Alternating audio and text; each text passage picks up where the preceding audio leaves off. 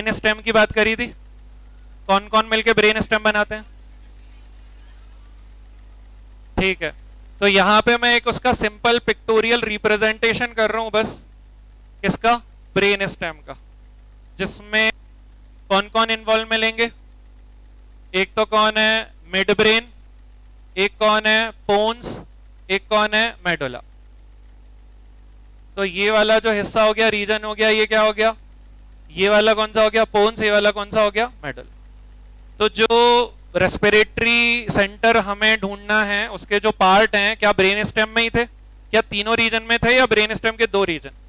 कौन कौन से? और मेडुला। हमें किससे लेना देना नहीं है अभी? Mid brain. अभी देखो जरा, अगर मैं तुम्हें यहां पे बताऊं, ये ऐसी है ब्रेन स्टेम, तो ये वाला जो सरफेस है, ये कौन सा हो गया? वेंट्रल। ये कौन सा हो गया? डोर्सल। क्या हमें यहाँ पे वेंट्रल डोर्सल कुछ चाहिए? तो यहाँ पे वेंट्रली मैंने तुम्हें बोला था एक ग्रुप ऑफ न्यूरॉन, ठीक है, ये ऐसे बना दिया। ये वेंट्रली जो ग्रुप ऑफ न्यूरॉन प्रेजेंट है, क्या ये वेंट्रल ग्रुप हो गया? रेस्पिरेशन के रेगुलेशन में है तो वेंट्रल रेस्पिरेटरी ग्रुप बोल दूं। इसके पीछे इस तरीके से अगर कोई होगा तो वेंट्रल होगा या डोर्सल? इसको अपन क्या बोल देंगे? Dorsal group. क्या ये दोनों रेस्पिरेटरी सेंटर के पार्ट हैं? क्या रेस्पिरेटरी सेंटर को इस तरीके से बोल दूं? अगर ये तुम्हारा रेस्पिरेटरी सेंटर है तो चलो, रेस्पिरेटरी सेंटर का एक पार्ट हमें पता चल गया, क्या है? Dorsal group. बोल दूं ऐसे? एक पार्ट तुमने मुझे बताया था, कौन सा? न्यूमोटैक्सिक सेंटर, यही बताया था ना। एक पार्ट जो एनसीईआरटी में नहीं दिया, लेकिन मैंने तुम्हें बता दिया, जो वेंट्रल साइड है वो क्या है? Ventral group. यही तीन कंपोनेंट पार्ट है हमारे रेस्पिरेटरी सेंटर के। इनमें से अगर मैं तुम्हें बताऊं डोर्सल ग्रुप और तुम्हें बताऊं वेंट्रल ग्रुप, तो ये दोनों जो ग्रुप तुम्हारे प्रेजेंट है वो कहां प्रेजेंट है? मेडुला में। जो तीसरा तुम्हारा यहाँ पे कंपोनेंट पार्ट है, जिसका नाम क्या है? न्यूमोटैक्सिक सेंटर, ये मेडुला, ये पोन्स रीजन में है। तो यहां पे मैं तुम्हें इस तरीके से दिखा देता हूं, पोन्स रीजन में ये तुम्हारा क्या हो गया? Pneumotaxic centre. तो फटाफट बता दो, ये कौन सा ग्रुप है, ये कौन सा ग्रुप है, और ये क्या है? ये क्या है? न्यूमोटैक्सिक। ये कौन सा ग्रुप है? Ventral group. और अगला वाला जो मैं बताने वाला हूं वो कौन सा है? Dorsal group. सही है ना? यही तीनों कंपोनेंट पार्ट मिलके क्या बनाते हैं? Respiratory centre. तो कौन कौन से मेडुला में है, कौन कौन सा यहाँ पे जो पार्ट है वो पोन्स में है? क्लियर हो गया? अभी मैंने तुम्हें बताया था एक एरिया, कौन सा एरिया? Chemosensitive area. चलो तो फटाफट बताओ, ये जो कीमोसेंसिटिव एरिया है, it is not considered as one of the part of respiratory centre. ये अलग है लेकिन ये रिलेटेड है, बताया था। अगर इसका कभी स्टिमुलेशन होगा तो ये सिग्नल किसको पास कर देंगे? रेस्पिरेटरी सेंटर के कंपोनेंट पार्ट को। ठीक है, तो फटाफट बोलो, क्या इसका नाम कीमोसेंसिटिव एरिया है? और ये एक्चुअली में जो कीमोसेंसिटिव एरिया होता है किस पार्ट के नजदीक होता है? कीमोसेंसिटिव एरिया की लोकेशन बताई जाती है वेंट्रल सरफेस के जस्ट नीचे, beneath the ventral surface of the medulla. और अगर ये beneath the ventral surface of the medulla है तो ये डोर्सल ग्रुप के नजदीक है या वेंट्रल ग्रुप के? एनसीईआरटी कुछ उल्टा उल्टा लिख देती है। ये chemosensitive area situated adjacent to the rhythm centre. Actually में जो रिदम सेंटर बनेगा वो डोर्सल ग्रुप है, इसको अपन क्या बोल देंगे? Respiratory rhythm centre. तो कीमोसेंसिटिव एरिया इसके पास नहीं होता, जो सबसे नजदीक है वो किसके पास है? लेकिन एनसीईआरटी का कहना है कि भाई ठीक है नजदीक है, तो वेंट्रल ग्रुप के पीछे ही क्या है? डोर्सल ग्रुप हो सकता है, इसलिए उन्होंने नजदीक मान लिया। लेकिन अब जो एनसीईआरटी में लिखा है वही लेके चलना है। यहाँ पे जो चौथा कंपोनेंट पार्ट हमें पिक्चर में लाना है वो कौन सा है? Chemosensitive area. शुरू करें? चलो अभी तुम मुझे बताओ कि क्या मैंने तुम्हें ब्रीदिंग पैटर्न बता दिए? जो नॉर्मल ब्रीदिंग पैटर्न है उसमें तो दो ही हैं, एक जो नॉर्मल इंस्पिरेशन एक्सपिरेशन, और जब डिमांड बढ़ेगी वहां पे तो फिर हम काय पे चले जाएंगे? Fast and deep. क्या वो नॉर्मल ब्रीदिंग कहलाएगी या forced? During activity, during heavy activity, during muscular activity, during exercise, during strenuous condition, कुछ भी बोल लो, वही वाली ब्रीदिंग होगी। उसके पीछे की बातें अपन बाद में कवर कर लेंगे, हाँ या ना? मैंने तुम्हें क्या बोला था? जो नॉर्मल वाली ब्रीदिंग है, सुन रहे हो? जो नॉर्मल वाली ब्रीदिंग है उसके लिए तो यही अकेला काफी है। कौन? किसी की जरूरत नहीं है। लेकिन जब उस नॉर्मल को मॉडिफाई करने की जरूरत पड़ेगी as per the changed situation, तब हमें दूसरे लोगों की जरूरत पड़ने वाली है। तभी तो पहले अपन नॉर्मल ब्रीदिंग जो हमारी चल रही है वो कैसे चल रही है, उसमें किसका योगदान है वो अपने को पता है। किसका योगदान है? क्या ये dorsal respiratory group of neuron है? क्या न्यूरॉन सिग्नल दे सकते हैं? दे सकते हैं। मैंने तुम्हें बताया था यही क्या भेज रहे थे? सिग्नल्स। क्या इनको रैंप सिग्नल्स बोला था? क्या रैंप सिग्नल्स की दो क्वालिटी आ गई थी? एक क्वालिटी रैंपिंग थी। What do you mean by ramping? Strength का ग्रेजुअली बढ़ना। और रैंप सिग्नल का एक क्या होता है? Switch off point, cut off point, जो कि यूजुअली क्या है? 2 सेकंड। तुम मुझे बताओ, क्या ये जो तुम्हारे सिग्नल्स हैं, क्या यहां से इस वाले पार्ट से डायफ्राम को भेजे जा रहे हैं? What is diaphragm? Main muscle involve in normal breathing. अकेले ऑलमोस्ट ये सारी ही नॉर्मल ब्रीदिंग कर सकती है। बहुत ही माइनर नेग्लिजिबल रोल किसका होता है? एक्सटर्नल इंटरकोस्टल का। तो इसका जो टारगेट होना चाहिए नॉर्मल रेस्पिरेशन, नॉर्मल ब्रीदिंग चलाने के लिए, वो क्या होना चाहिए? डायफ्राम। इस वाले ग्रुप का, इस वाले पार्ट का, हाँ या ना? तो ये सिग्नल किसको भेज रहे हैं? डायफ्राम। क्या डायफ्राम इस सिग्नल के रिस्पॉन्ड में कॉन्ट्रैक्शन शो कर रहे हैं? और अगर कॉन्ट्रैक्शन हो रहे हैं यहां पे, तो तुम मुझे बताओ क्या हो रहा है यहां पे?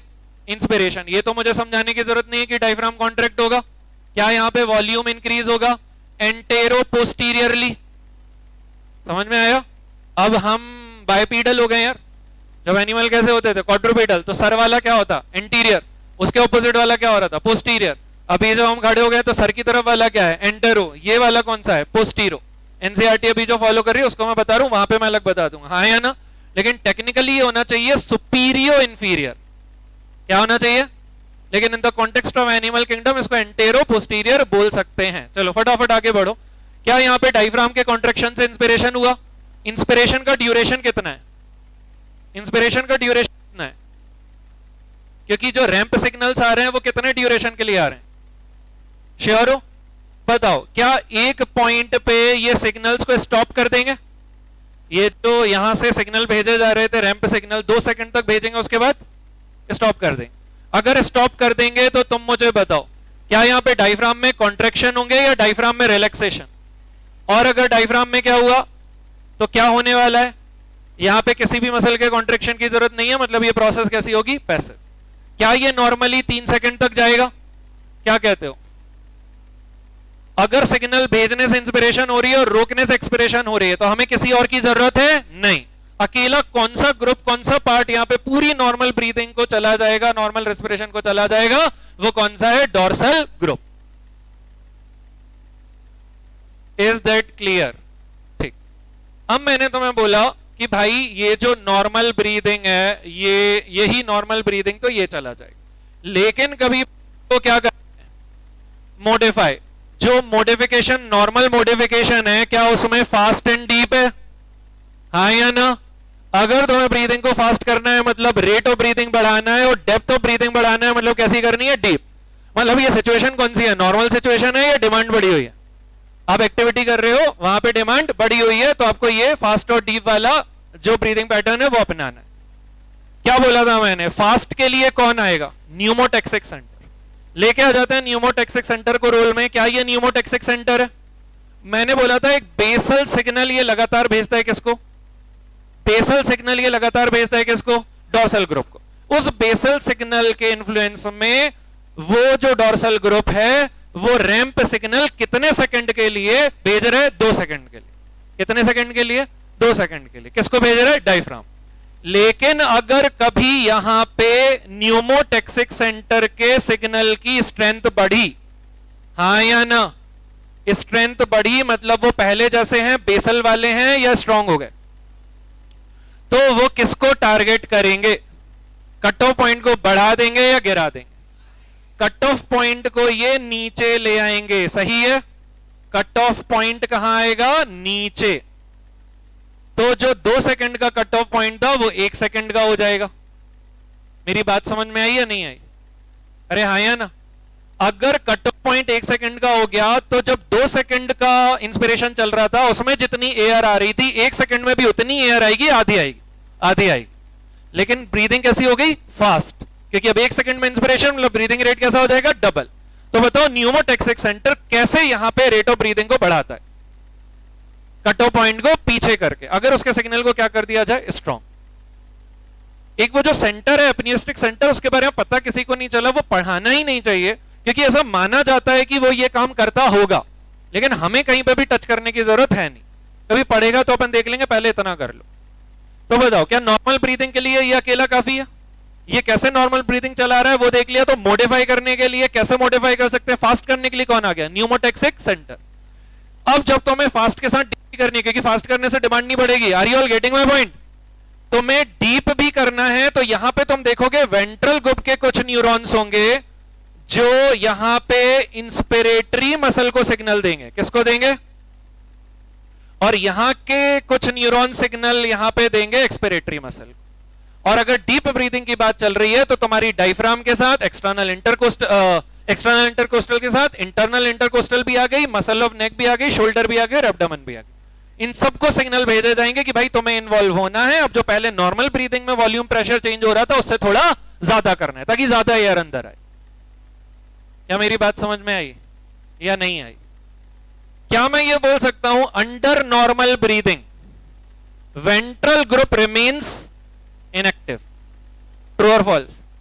Under normal breathing ventral group remains, अगला point, under normal breathing pneumotaxic centre remains inactive. False, क्योंकि बेसल सिग्नल जा रहे हैं। हाँ या ना? बहुत बढ़िया। क्या तुम्हें ये मॉडिफिकेशन समझ में आया? क्या एक मॉडिफिकेशन स्लो एंड डीप वाला है? क्या तुम्हें लग रहा है स्लो एंड डीप अच्छा ब्रीदिंग पैटर्न है? खराब है। तुम्हारा स्लो हो गया है इसलिए डीप हो गया है, ताकि वो जो नॉर्मल लेवल है वो मेंटेन किए जाए, लेकिन वो टायरिंग है भाई। एक्सपिरेशन भी पैसिव हो जाएगी, एनर्जी खाएगी। हाँ या ना? ठीक, बहुत बढ़िया। अब आ जाओ, इसका भी देख लिया सिग्निफिकेंस, इसका भी देख लिया। अब क्या पे आते हैं? Chemosensitive area. Chemosensitive area centrally present है ना, और किसके लिए सेंसिटिव बताया जा रहा है? CO2 और H+ का कॉन्सेंट्रेशन इन ब्लड। जब भी इन दोनों का कॉन्सेंट्रेशन बढ़ेगा तुम्हें मुझे बताना है CO2 एंड H+। तुम्हें CO2 का पार्शियल प्रेशर पता है अलग अलग लेवल पे, कहां 40 है, कहां 45 है, कहां 40 है, वो नॉर्मल है। अगर इनसे कभी बढ़ा, it means increase in the concentration of CO2 and H+ ion है। आया ना? ये कंडीशन क्या कहती है? ब्रीदिंग कम करनी है या ब्रीदिंग बढ़ानी है? फिर से पूछ रहा हूं, अगर इंक्रीज है इन the concentration of these substances, need किस चीज की है? तुम्हें घटाना है या बढ़ाना है? बढ़ाना है, क्योंकि अगर एक्युमुलेट हो रहे हैं तो बाहर फेंकना है, उसके लिए ब्रीदिंग रेट बढ़ानी। श्योर हो? तो जैसे ही इनका यहां पे कॉन्सेंट्रेशन बढ़ेगा, सेंस कर लेगा कीमोसेंसिटिव एरिया, ये खुद कुछ करेगा या सिग्नल इनको दे देगा? सिग्नल इनको दे देगा। इनमें से किसको बढ़ाना है तुम्हें पता है? श्योर हो? यहां पे मैंने तुम्हें जो चीजें बताई वो क्या बताई कि इनमें से कौन सा है? अगर अगर अगर अगर इनके कॉन्सेंट्रेशन से आया ना, स्टिमुलेशन किसका होना है? Chemosensitive area. अरे क्या बोल रहे हो, सुन रहे हो? इनका कॉन्सेंट्रेशन कहां बढ़ रहा है? ब्लड में। ये कीमोसेंसिटिव एरिया कहां है? मेडुला में। तो अगर यहां पे इनको किसको स्टिमुलेट करना है? कीमोसेंसिटिव एरिया, तो मेडुला तक जाना पड़ेगा ना। In order to reach medulla they have to cross, and in order to cross blood brain barrier these must have high lipid solubility। तो इस पैरामीटर पे कौन फेल हो गया? because of being iron। तो ये तो खास नहीं जा पाता। कौन जा पाता है? CO2। लेकिन वो अंदर जाके देखेगा कीमोसेंसिटिव एरिया उनके लिए रिस्पॉन्सिव नहीं है। क्या चाहिए? H+। तो फिर वो H+ कैसे बनाएगा वो तुमने बता दिया था, ठीक है। फाइनली जाके इसकी स्टिमुलेशन होगी, इनको पता चल जाएगा, उस तरीके से फिर मॉडिफाई करेंगे। क्या मेरा पॉइंट समझ में आया? क्या केवल इतना ही है या फिर मैंने तुम्हें कीमो रिसेप्टर बॉडीज भी बताई हैं? कीमो रिसेप्टर बॉडीज बताई हैं? फटाफट बोलो, क्या क्या बोला था मैंने? ये कीमो रिसेप्टर बॉडीज, तो रिसेप्टर कौन से हैं? प्रोटीन या नर्वस? और कीमो रिसेप्टर बॉडीज इसलिए बोल रहा हूं क्योंकि यहां पे ये जो नर्वस रिसेप्टर होंगे, मतलब न्यूरॉन इन्वॉल्व होगा, ये अकेले नहीं होंगे, इनके साथ कुछ होता है। इनके साथ एक सेल होते हैं जो तुम्हें पढ़ने की जरूरत नहीं है, वो है ग्लोमस सेल। गोबलेट नहीं, ग्लोमस, हमें पढ़ना नहीं है। फाइनली वो ग्लोमस और ये न्यूरॉन मिलके क्या बनाते हैं? Chemo receptor bodies. क्या कर रहे हो? भेजे में जा रही है बात? क्या ये नर्वस रिसेप्टर है? क्या नर्वस रिसेप्टर को कीमो नर्वस रिसेप्टर बोला है?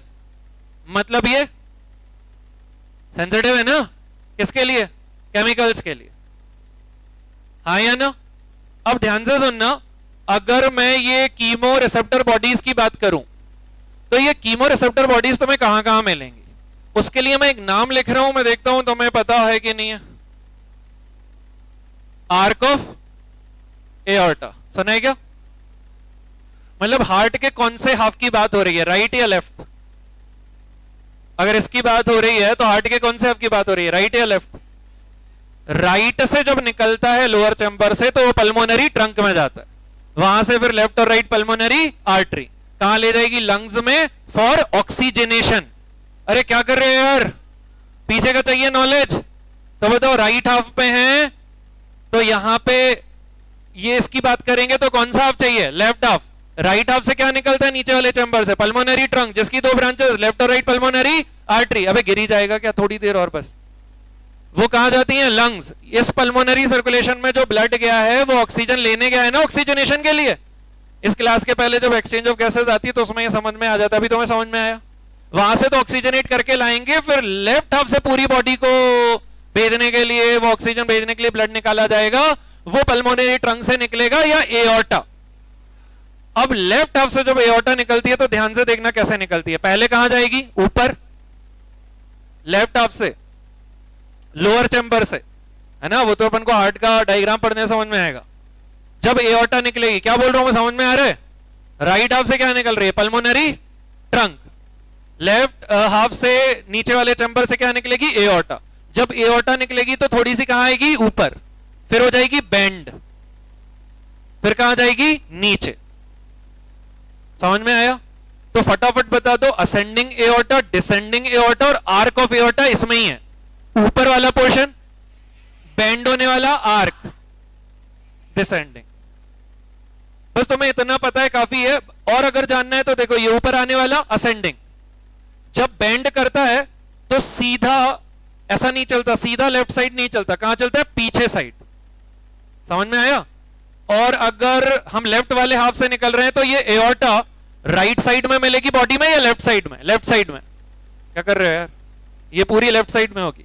लेफ्ट में बीच में है या पीछे, तो वेंट्रल या डोर्सल, तो ये ऐसी चलती है, ऐसी ऊपर आएगी, ऐसी पीछे आके फिर नीचे जाएगी। तो जो ऊपर वाला पोर्शन आ रहा है वो क्या है, आर्क। जो बेंड हो गया वो क्या, ऊपर वाला आ रहा है असेंडिंग, जो बेंड हो गया वो क्या है, आर्क, और जो नीचे जा रहा है वो है डिसेंडिंग।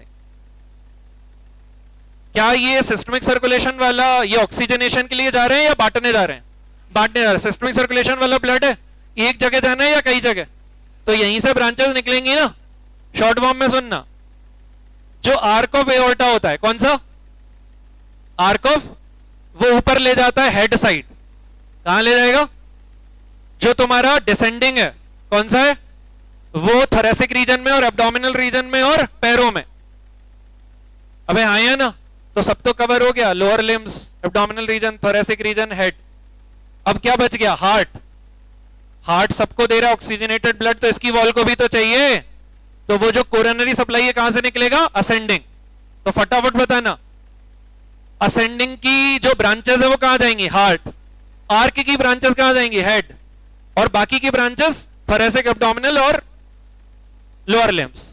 श्योर हो? तो बताना जरा, क्या आर्क ऑफ एओर्टा से एक ब्रांच ऊपर जाएगी, हेड साइड, नाम है कॉमन कैरोटिड आर्टरी। क्या है, क्या आर्क ऑफ एओर्टा से डिसेंडिंग आगे जाके बनती है, क्या डिसेंडिंग से थोरेसिक रीजन और एब्डोमिनल रीजन में जाएगी। तुम्हारी कीमो रिसेप्टर बॉडीज इन सारी लोकेशन पे होती है, arc of aorta, common carotid arteries, thoracic branches और एब्डोमिनल ब्रांचेस। एनसीईआरटी ने केवल 2 दी हैं,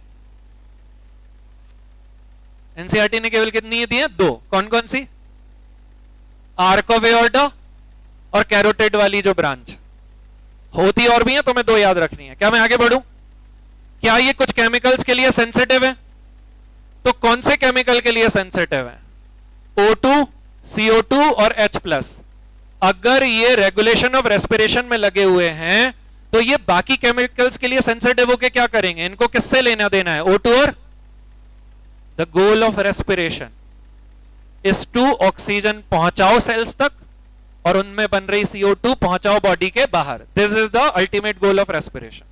तो respiration process deals with O2 and CO2 in the body. भाई क्या कर रहे हो यार? What is the goal of respiration process? Oxygen procure करके पहुंचाओ सेल्स तक, और जब वो यूज करेंगे तो CO2 बनेगी, तो उसको बाहर फेंको. तो respiration process has to deal with O2 and CO2. और जहां पे CO2 होता है ये अपने आप H+ आ जाता है. क्यों? क्योंकि CO2 किससे कंबाइन होता है? वाटर. क्या बना देता है? एसिड. एसिड से क्या मिलेंगे? H+. तो तुम मुझे बताओ, क्या यही वो केमिकल हैं जिनसे लेना देना होना चाहिए इन कीमोरिसेप्टर बॉडीज का? क्या कर रहे हो? बात समझ में आ रही है? कीमोरिसेप्टर बॉडी में न्यूरॉन ही है. ये न्यूरॉन कौन से हैं? सेंट्रल या पेरिफेरल? पेरिफेरल. तो हम यहां पे लेके आ गए हो, बाहर तो ये पेरिफेरल है ना. सेंट्रल तो क्या होना चाहिए? ब्रेन और स्पाइनल कॉर्ड. अबे भेजे में गई बात. ठीक, अब ध्यान से सुनना. ये CO2 और H+ वाला पहले अपन करते हैं. ये स्टिमुलेट कब होंगे? जब क्या हो जाएगा? Increase. Increase in what? CO2 and. जब भी तुम्हारे बॉडी में ब्लड में CO2 और H+ आयन का लेवल बढ़ेगा. तुम मुझे बताओ, क्या इनसे स्टिमुलेशन होगा? किसका स्टिमुलेशन? कीमो. क्या कीमो रिसेप्टर यहां पे स्टिमुलेट हो गए, खुद ही कुछ करेंगे, या ये सिग्नल भेजेंगे? कहां भेजेंगे? सेंट्रल. सेंट्रल में कौन बैठा हुआ है? Respiratory centre. अब जो मॉडिफाई करना है वो करेगा. ये तो सिग्नल भेजेंगे खाली. हाँ या ना? मेरा एक सवाल है, मुझे यहां पे दो टर्म लिख रहा हूं, पेरिफेरल इफेक्ट्स ऑफ CO2 और सेंट्रल इफेक्ट ऑफ CO2. क्या तुम ये दोनों टर्म मुझे समझा सकते हो? In the context of CO2 बात कर रहे हैं, और CO2 के साथ H+ ब्याज में आ ही जाता है. What do you mean by the central effect of CO2 and what do you mean by the peripheral effect of CO2?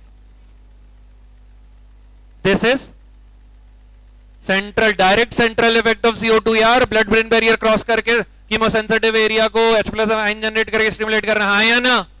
अगर ये सेंट्रल है तो ये कौन सा है? जिसमें लेवल बढ़ने पे ये स्टिमुलेट होते हैं, रेस्पिरेटरी सेंटर को स्टिमुलेशन मिल जाती है. तो वहां पे रेस्पिरेटरी सेंटर कैसे स्टिमुलेट हो रहा था? Chemosensitive area.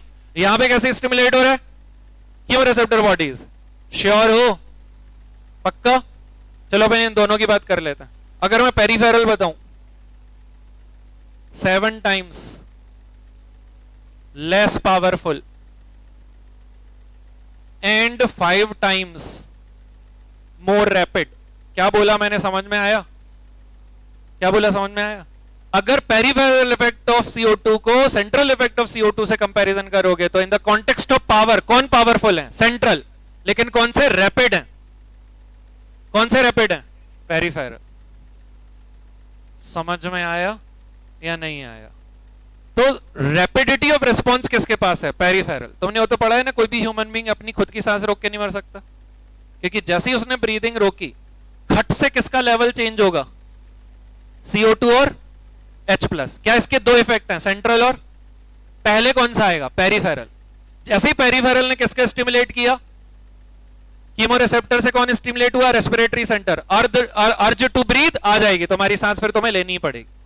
तो कोई भी ह्यूमन बीइंग, पढ़ा नहीं है क्या, अपनी खुद की सांस रोक के नहीं मर सकता, दूसरा रोक दे तो मर जाएगा. अबे कोई तकिया लेके चढ़ गया कान नाक और मुंह पे, तो वहां से अर्ज आ रही है रेस्पिरेटरी सेंटर से, लेकिन ओपनिंग तो खुली हो हवा लेने के लिए. अबे हाँ या ना? तो कभी भी अपनी सांस रोकने की कोशिश करते हैं, जैसे ये ब्लड लेवल बढ़ता है, ये वाला रूट सबसे पहले अर्ज क्रिएट करता है कि भैया ब्रीथ करो, ये लेवल बढ़ रहा है. मेरी बात समझ में आई कि नहीं आई? क्या मैं आगे बढ़ूं? क्या केवल कीमोरिसेप्टर इनके लिए सेंसिटिव है या O2 के लिए भी है? तो O2 और मैंने तुम्हें दो ही ब्रीथिंग पैटर्न पता है, एक तो नॉर्मल है या उससे बढ़ाना है, फास्ट और डीप. ठीक है? तो तुम मुझे बताओ O2 के लिए कब रिस्पॉन्सिव होंगे? जब लेवल घटेगा या बढ़ेगा? CO2 बढ़ा, H+ बढ़ा, तब यहां पे हम ब्रीदिंग रेट बढ़ा रहे हैं. O2 के केस में ब्रीदिंग रेट कब बढ़ाई जाएगी? जब O2 बॉडी में ज्यादा हो रही है या कम हो रही है? कम हो रही है. भेजे में जा रही है बात? ये छोटा सा डिस्कशन तो होना ही है इसको क्लियर करने के लिए, क्योंकि प्रीवियस ईयर में तुम देखोगे जब भी फंसाना था रेगुलेशन ऑफ रेस्पिरेशन से क्वेश्चन है ही है. तो जल्दी से बताओ, क्या कीमोरिसेप्टर केवल इनके कंसंट्रेशन के लिए सेंसिटिव हैं या ऑक्सीजन के लिए भी? ऑक्सीजन बढ़ने पे या घटने पे? घटने पे सेम प्रोसेस होगी, stimulation of chemoreceptor, then signal transmission to respiratory centre. वो संभालेंगे जो करना है. हाँ या ना? अब ध्यान से सुनना, क्या ऑक्सीजन के दो इफेक्ट हैं? CO2 के तो दो इफेक्ट थे, कौन कौन से? CO2 के तो दो इफेक्ट थे, कौन कौन से? सेंट्रल और क्या O2 के दो इफेक्ट है? क्या O2 का कोई सेंट्रल इफेक्ट था? पीछे जाके देखो, क्या O2 कहीं सेंट्रली इन्वॉल्व है? O2 का केवल कौन सा इफेक्ट है? और O2 का ये पेरिफेरल इफेक्ट भी तब मिलेगा जब there would be a massive change in the concentration of oxygen. CO2 तो जरा सा चेंज होता है, चीजें हरकत में आ जाती हैं, लेकिन O2 के कॉन्सेंट्रेशन में एक बहुत बड़ा चेंज लाना पड़ेगा। आपको कम से कम 30 mm ऑफ Hg से प्रेशर गिरना चाहिए, इतना कॉन्सेंट्रेशन गिरना चाहिए, तब जाके कौन स्टिमुलेट होंगे? रिसेप्टर। तब जाके कौन हरकत में आएंगे? Respiratory centre. This is why it is said that कि the role of oxygen in the regulation of respiratory rhythm is quite insignificant, is not absent. लेकिन है, अगर तुम इतना पार्शियल प्रेशर गिरा दो तो ये रूट भी चालू हो जाएगा। कभी अगर कॉन्सेंट्रेशन चेंज हो ही रहा है, कोई सांस नहीं ले पा रहा है, तो CO2 और H+ तो बढ़ ही रहा है, एक पॉइंट पे O2 गिर के भी 60-65 पे आ जाएगा, तब ये वाला भी मैकेनिज्म चालू हो जाएगा इन द रेगुलेशन ऑफ रेस्पिरेशन। क्या मेरी बात समझ में आई या नहीं आई? श्योर हो? ठीक। क्या ये पेरिफेरल रेगुलेशन और वो सब हमारी वो अपन देख रहे हैं वो सेंट्रली चल रही है?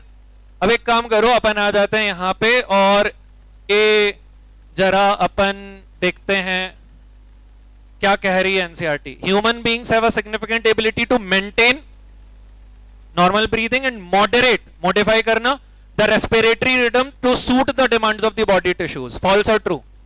True. This is done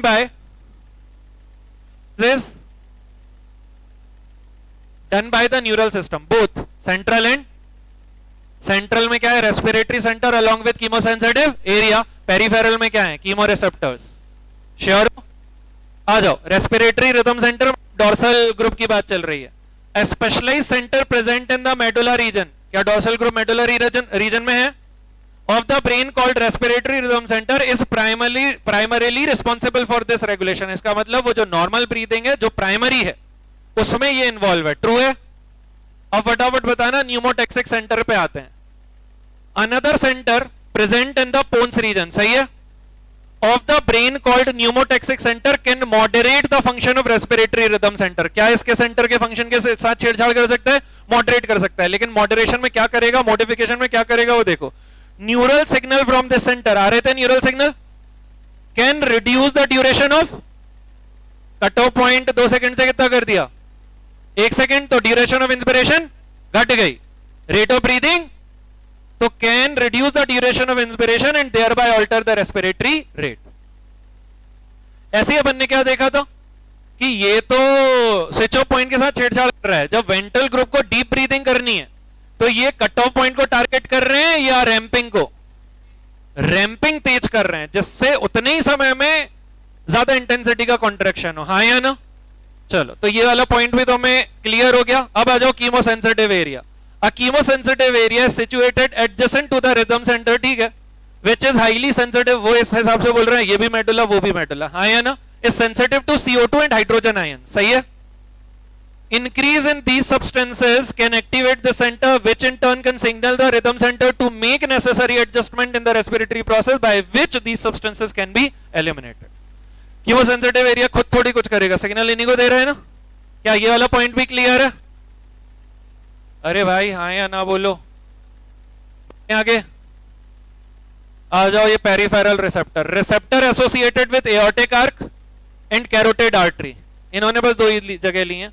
also can recognize changes in CO2 and H+ concentration and send necessary signal to the rhythm centre for remedial action. क्या CO2 और H+ केवल या ऑक्सीजन भी? लेकिन there have to be a massive change in the concentration of oxygen in order to stimulate chemoreceptors present centrally या peripherally। This is all about regulation of respiration। तो ये वाला पार्ट अगर किसी का था डाउटफुल तो वो क्लियर हो गया। खत्म करें।